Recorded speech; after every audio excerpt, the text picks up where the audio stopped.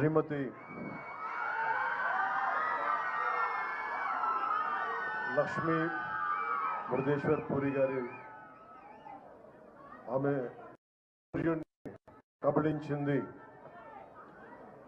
కబళించింది పుస్తకం ఓపెనింగ్ కోసం నాకు ఈ కార్యక్రమంలో పాల్గొనే అవకాశం కల్పించినందుకు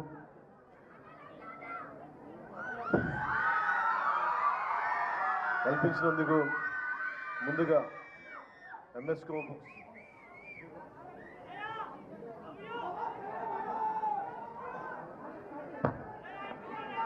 నాకు ఈ కార్యక్రమంలో పాల్గొనే అవకాశం ఇచ్చిన విజయ్ కుమార్ గారికి,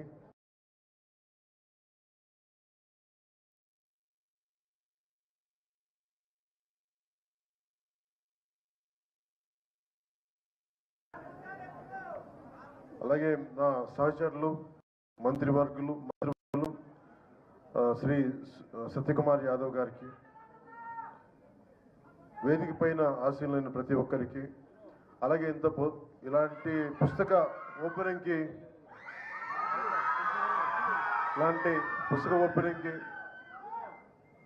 సహజంగా ఇవి కొంచెం సాయంకాలాల పూట పెట్టుకుంటాం, కొంచెం అందరూ నిదానంగా వస్తారని.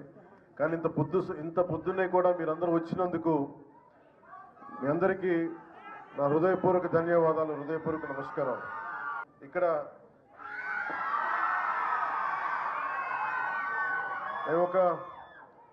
నా గురించి నేను ఏం చెప్పుకోవాలో నాకే తెలియదు.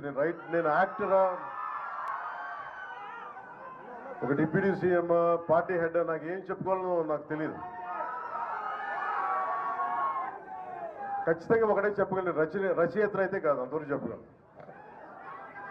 విజయ్ కుమార్ గారు చెప్పినట్టు. కానీ పుస్తకాలు ఏంటి పనిచేస్తాయి, ఎలా పనిచేస్తాయి మన మీద అనడానికి, books are the training weights for the mind. శారీరక దారుఢ్యాన్ని పెంచుకోవడానికి కసరత్తులు చేస్తాం. మానసిక దారుఢ్యాన్ని పెంచాలి అంటే, మానసిక పరిపక్వత రావాలి, లేదంటే విస్తృతమైన ఆలోచనాన్ని పెంపొందించుకోవాలంటే ఖచ్చితంగా పుస్తకాలు చదవాలి. ఇది నాకెవరో ఆయన ఇంగ్లీష్ క్లాసిక్స్ కానీ తెలుగు రామకృష్ణ పరమహంస పుస్తకాలు చదువుతూ ఉండేవాళ్ళు, అలా నాకు అలవాటైంది. అలాగే మా అమ్మ నాకు చెప్పిన నవల మొట్టమొదటిగా ఒకటి నాకు చందమామ చదివేవాడిని. అంటే ఇవన్నీ ఎందుకు చెప్తానంటే, ఒక పుస్తకం ఎందుకు గొప్పదని చెప్పడానికి, లక్ష్మీపూరి గారి గురించి చెప్పడానికి ముందు కొంచెం ఇంట్రొడక్షన్ అవసరం కాబట్టి చెప్తాను. ముందు పుస్తకాల గురించి. మా అమ్మ నాకు ఇచ్చిన పుస్తకం ఒకటి చివరికి మిగిలేది. అది మా అమ్మ ఇచ్చింది. మా అమ్మ పెద్ద కూర్చోబెట్టి కాలేజీ ఏం చదువుకోలేదు, కానీ ఆవిడ 7th 8th ఆపేసింది, కానీ ఆవిడ చదవడం ఆపలేదు మా అమ్మ. మా నాన్నగారు కూడా అంతే. సో ఇంట్లో చదివితే సహజంగానే ఆ వాతావరణంలో ఉండే అది నాకు వచ్చింది. ఇందాక సత్యకుమార్ గారు మాట్లాడుతూ పవన్ కళ్యాణ్ ఏదైనా ప్రభావం ఉంటుంది సమాజం మీద పుస్తకం అంటే, నాకు కంప్లీట్గా నేను భారతీయ మన ఆలోచన విధానంతో ఆర్ఎస్ఎస్ లాంటి ఒక బలమైన దేశభక్తితో కూడిన ఆర్గనైజేషన్ నుంచి వచ్చిన మాకు అసలు చెగివేరా అంటే కమ్యూనిస్ట్ యోధులు అంటే మాకు పడదు. అలాంటిది ఏదో ఒక సినిమాలో పెడితే మేము ఏంటని నేను చదివాను, తెలుసుకున్నానంటే ఇవన్నీ ఏంటి నేను ఎట్లా ఆలోచిస్తానంటే, నాకు దేశభక్తి ఎవరు చెప్పగలరు. దేశభక్తి it should be an innate responsibility for anyone who is born in this country, to the matter anyone in whichever country they were born. అది బేసిక్గా. దాని గురించి మనం చెప్పించుకుంటున్నామంటే మనం సరిగ్గా లేవు, దృష్టి పెట్టట్లేదు. అలాగే నేను జడ్జిమెంట్ చేయను, whether I'm leftist or rightist. నేను ఎప్పుడు జడ్జిమెంట్, నేనేమని చెప్తానంటే సమతుల్యత. It's a balance. ప్రపంచం మనం కూర్చోబెట్టి మన ఎక్స్ట్రీమ్ లెఫ్ట్ ఎక్స్ట్రీమ్ రైట్ అంటే పనిచేయదు.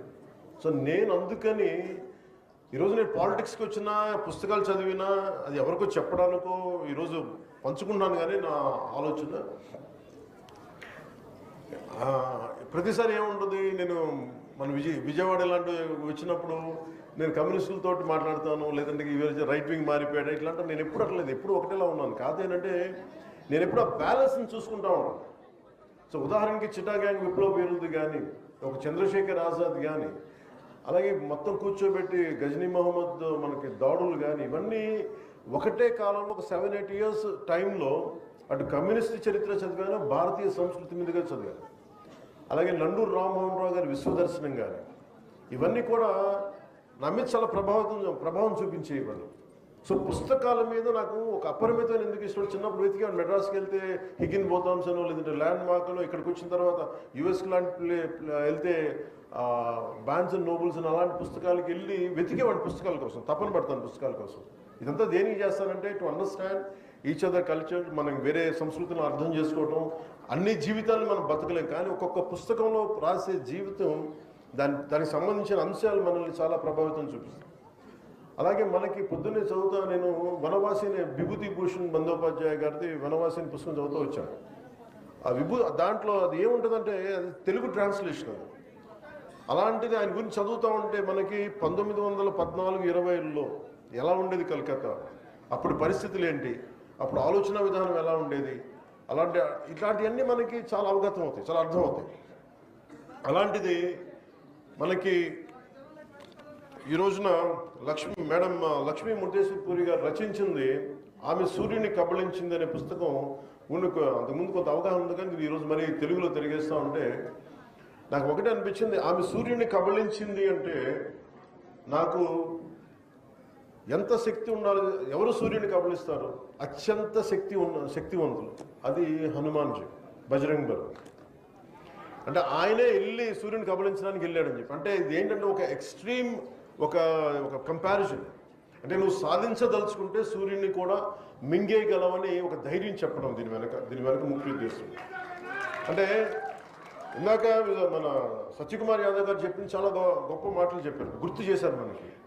మనం ఎప్పుడు కూడా ఇంగ్లీష్లో మిస్టర్ అండ్ మిస్సెస్ అంటామని చెప్తాం, కానీ తెలుగులో మటుకు మనం ఎప్పుడు కూడా మన దేశ సాంప్రదాయంలో మనం ఎప్పుడు స్త్రీనే ముందు పెడతాం. ఇది మాతృస్వామ్య వ్యవస్థ. అందుకే భారత్ మాతాకి జై అంటాం తప్ప భారత్ పితాని మాట్లాడడం, భారత్ మాతే అంటాం మనం.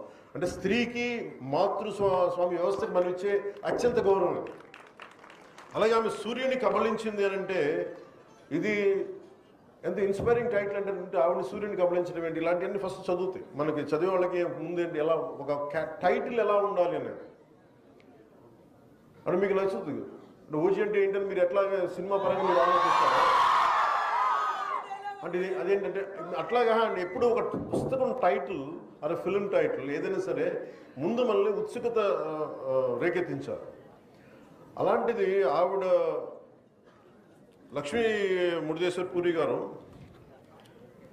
ఆవిడ ఒక డిప్లొమాట్, ఒక ఐఎఫ్ఎస్ చదువుకొని ఆవిడ డిప్లొమాట్, అలాగే ఫార్మర్ అసిస్టెంట్ సెక్రటరీ జనరల్ యుఎన్కి.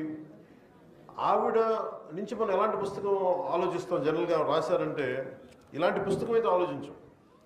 అంటే స్టార్టింగే మనకి మధుబాబు గారి షాడో నవల్స్ లాగా లాగిపెట్టి ఒకటి కొట్టాడని ఎలా వస్తుంది మనకి, ఒకవేళ వింటి నదుల్లో బాణంలో ముందుకు పరిగెట్టాడు అనేది ఒక యాక్షన్తో స్టార్ట్ అవుతుంది. Any good story should captivate you immediately, should grab you into the narrative. అలాంటిది ఈ పుస్తకం మీరు చదవండి దయచేసి పుస్తకం. అయితే దీంట్లో బాగా నచ్చింది ఏంటంటే ముందు రావడంతో ఒక బీకా అనే కుర్రవాడిని, ఒక ఇద్దరు అమ్మాయిలు, మాలతి కమలా అనే అమ్మాయిలు ఇద్దరు, వాళ్ళని ఏడిపిస్తూ ఉంటారు. వాళ్ళిద్దరిని ఏడిపిస్తూ ఉంటారు. ఆ బీకా అనే ఒక కుర్రోడు, అందులో ఒక 60 మంది కుర్రోళ్ళు, వాళ్ళు రోడ్డు మీద వెళ్తూ ఉంటే, వాళ్ళు గ్రామంలో వెళ్తుంటే వాళ్ళు ఏడిపిస్తూ ఉంటారు, మీకు చదువులు ఏంటి అది ఇది అని చెప్పి. వాళ్ళు కూర్చుంటే వాళ్ళని ఏడిపిస్తూ ఉంటే ఆ మాలతి అనే యాక్చువల్లీ కథానాయకు కోపం వస్తుంది. చిన్నపిల్ల కోపం వచ్చినప్పుడు నేను తలుచుకుంటే నేను మట్టిలో కలిపేస్తానని అంటాను. అంటే వాళ్ళందరూ కుస్తీ యోధులు, వాళ్ళందరూ కుస్తీ పట్టేవాళ్ళు. అంటే నువ్వు ఆడపిల్ల నువ్వేం చేస్తావంటే, ఆ అమ్మాయి స్కూలు ఈ లోపల గొడవ జరగబోతుంది, ఈ లోపల పెద్ద స్కూల్ మాస్టర్ వచ్చేస్తే మళ్ళీ గొడవ ఆగిపోదు. గొడవ ఆగిపోయిన తర్వాత తను అవమానం చేసిన వాడిని వదలదు అమ్మాయి. నువ్వు ఎలారా మాట్లాడుతావు, నాకు శక్తి లేదని ఎలా అంటావు అని చెప్పి మాలతి ఏం చేస్తుందంటే కూర్చోబెట్టి మళ్ళీ ఛాలెంజ్ చేస్తుంది, నువ్వు రారా ఇది కొట్టడానికి సిద్ధం అని చెప్పి స్కూల్ అయిపోయిన తర్వాత వచ్చి ఇదంతా ఎప్పుడు జరుగుతుంది? స్వాతంత్ర సమయం, అంటే before pre independence time. So అమ్మాయి వచ్చి చాలా తనకంటే ఎత్తైన వాడిని, తనకంటే బలమైన వాడిని, వాళ్ళు కుస్తీలతో లంగోడీలు కట్టుకున్న అలాంటి వాళ్ళని ఒక 60 మంది అబ్బాయిల మధ్య ఆడపిల్ల వచ్చి ఎలా కొడద్దంటే పాపం అమ్మాయిని కొట్టేస్తారు, ముందు ముక్కులోంచి రక్తం వస్తూ ఉంటుంది. అలాంటిది అమ్మాయి 2 దెబ్బలు తట్టుకొని కింద పడి లేచి ఒక్కసారి రాముడు రావణాసురుని ఎలా కొట్టాడో నాభి మీద కొట్టాడు అన్నట్టుగా ఒకసారి గుర్తు తెచ్చుకొని ఒక పిడికిలు బిగించి సోలార్ ప్లెక్సెస్ మీద గట్టి దెబ్బలు 5-6 కూడా వాడు అలా కింద పడి కూలు పడిపోతాడు. దీంతో స్టార్ట్ అవుద్ది మాలతి క్యారెక్టర్, ఈ ఆమె సూర్యుని కబళించిందని. అంటే this shows the amazing writing ability and of Madam Lakshmi Murdeshwar Puri garu. And it is so captivating, madam. The very opening pages are so captivating. It immediately drags it, immediately pulls you to finish the reading at one go. And you have done a fabulous job. Dinto manaki idi thanks for translating it in Telugu as first language, ma'am. People are thanking now. అంటే ఈ నవల నాకు అనిపించింది అంటే ఈ నవల నాయిక మాలతి జీవిత ద్వారా రచయిత్రి భారత స్వాతంత్ర పోరాటం, మహిళా సాధికారత, ఆనాటి సామాజిక పరిస్థితుల్ని మనకి ఇందాక మీరు చెప్పినట్టుగా చాలా మన ఎమోషన్స్ దగ్గరగా ఉండేలాగా కళ్ళకట్టినట్టు చేపించారు. అలాగే మాలతి ధైర్యం, మేధస్సు, భారతీయ మహిళ తాలూకు ఆత్మగౌరవానికి ఒక ప్రతీక. ఆడపిల్ల చదువుకోవడం నేరంగా చూసే కాలంలో ఆవిడ విద్యను అభ్యసించింది. సో ఇలాంటి న్యాయశాస్త్రం పట్టా పొంది తన జీవిత భాగస్వామి తనే ఎంచుకుంది. మాలతి కేవలం కథానాయిక మాత్రమే కాదు, మన ఆధునిక భారతీయ మహిళా శక్తికి ప్రతీక. ఈ నవల చరిత్ర, రాజకీయాలు, భావోద్వేగాలను కలిపి చాలా అద్భుతంగా నడిపిస్తుంది. స్వాతంత్ర పోరాటం నుంచి స్వాతంత్రానంతరం వరకు సాగిన ఈ దేశ ప్రయాణాన్ని మన ముందుంచుతుంది. ఇలాంటి నవలని రాయడం చాలా కష్టం. కానీ దీంట్లో మీకు జిడ్డు కృష్ణమూర్తి గారి క్యారెక్టర్స్ వస్తాయి. అంటే ఇవన్నీ అది మనకు చాలాసార్లు మన హిస్టారికల్ క్యారెక్టర్స్ని రీవిజిట్ చేస్తే ఎలా ఉంటుంది అనుకొస్తాం. మనం వెళ్ళి ఈ వ్యక్తిని, గాంధీ గారిని మనం వెళ్ళి మన దగ్గర ఉన్న మనకు తెలిసిన క్యారెక్టర్ ఒకటి కలిస్తే ఎలా ఉంటుంది, ఇలాంటివన్నీ అవన్నీ కూడా చాలా ఎక్స్ట్రీమ్లీ ఒక క్రియేటివ్ ఎబిలిటీస్ తోటి ఆవిడ దీన్ని జోడించిన విధానం చాలా చాలా చాలా చాలా అద్భుతంగా ఉంది. అలాగే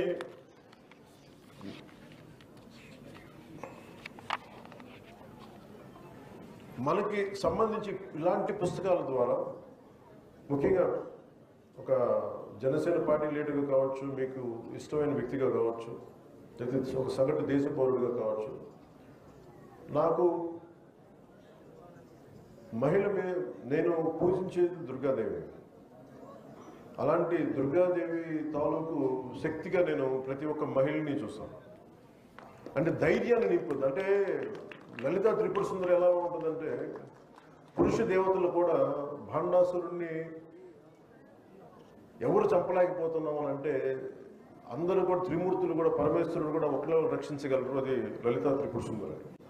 అలాంటి లలితా త్రిపుర సుందరి దగ్గరికి వెళ్ళి ప్రార్థిస్తే మీరందరూ యజ్ఞంలో మీరు ఆహుతమండి, దాని తర్వాత నేను వచ్చి ఉద్భవించి మీ అందరూ తిరిగి ప్రతి సృష్టి క్రియేట్ చేస్తాను, భాండాసురుడిని సంహరిస్తానని చెప్తే ఇలాంటివన్నీ మనకి పురాణాలు కానీ ఇవన్నీ కానీ మనకి ఏం సూచిస్తాయి అంటే మన దేశంలో మన సంస్కృతిలో ఉన్నతమైన విలువ మనం ఇచ్చేది స్త్రీకి ఇస్తాం.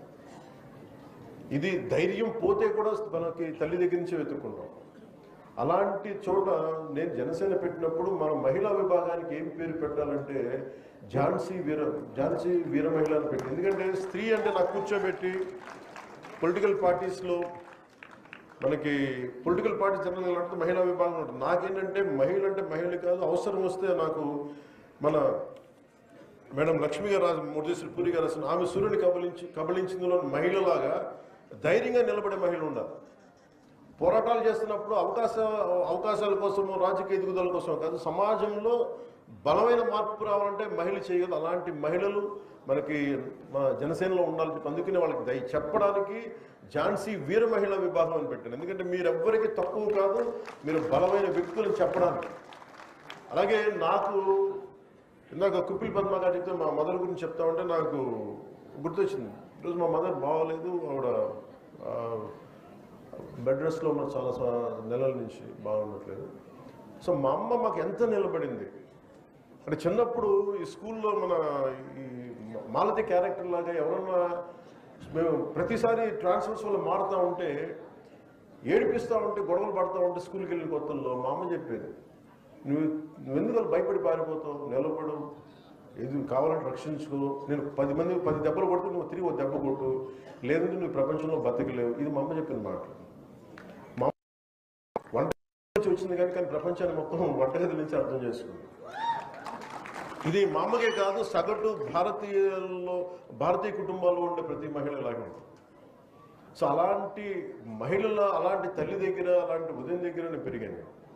సో అందుకనే నేను సంపూర్ణమైన విశ్వాసంతో సంపూర్ణమైన నాకు మహిళ 33% రిజర్వేషన్ మన ప్రధానమంత్రి గారి నేతృత్వంలో ఎన్డీఏ ప్రభుత్వం ఈరోజు మనకి తీసుకొచ్చింది. త్వరలో అది ఏదో రాబోయే సంవత్సరాలు అది అమలు అవుతుంది. ఈ లోపల మనకు కావాల్సింది మీరు నిజంగా ట్రూ ఉమెన్ ఎంపవర్మెంట్ అంటే మనం కూర్చోబెట్టి